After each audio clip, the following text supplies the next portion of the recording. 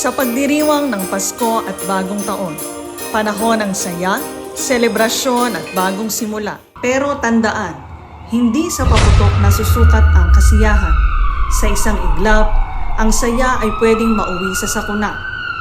Sa tala ng Department of Health noong taong 2024, mayroong 196 fireworks-related injuries sa buong Calabarzon.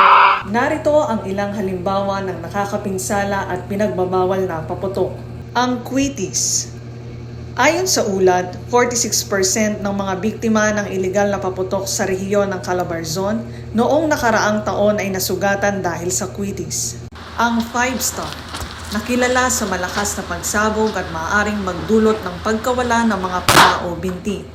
Umabot sa 14% ng mga biktima ng iligal na paputok ang naitala noong nakaraang taon dahil sa paggamit ng paputok na ito. Samantalang ang boga naman ay maaaring magdulot ng pagkabingi o pagkasunog ng tahanan. 7% ng mga biktima ng iligal na paputok ay dahil sa paggamit nito. Ang super lolo o lolo ay kilala sa malakas na pagsabog at maaaring magdulot ng pagkawala ng mga daliri o kamay. Ang piccolo. Ito ay maliit ngunit maaaring magdulot ng malubhang pinsala sa mata o mukha. At ang watusi na naglalabas ng malakas na tunog at naglalabas ng mga sparks.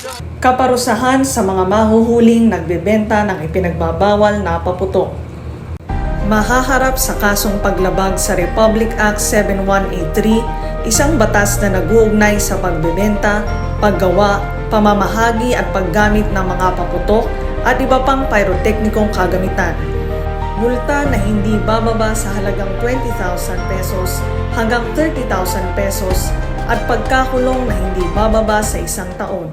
Para sa ligtas na selebrasyon, gamitin ang mga ligtas na alternatibo tulad ng torotot o tambol, kaldero at takip nito, o kaya'y magpatugtog ng masiglang musika.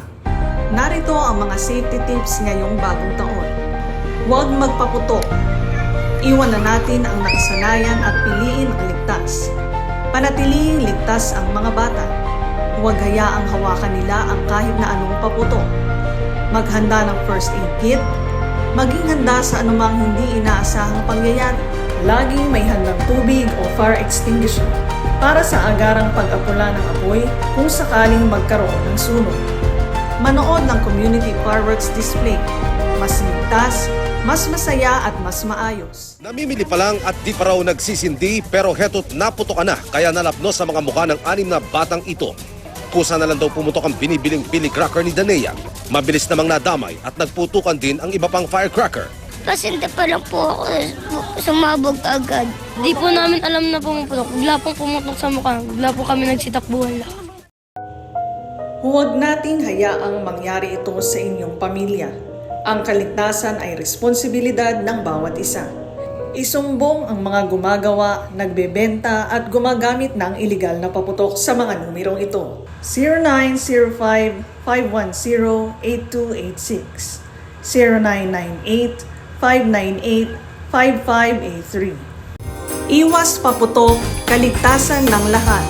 Sama-sama nating salubungin ang bagong taon ng masaya at ligtas. Paalala mula sa Police Regional Office Calabarzon sa pangunguna ni Regional Director, Police Brigadier General Paul Kenneth T. Lucas.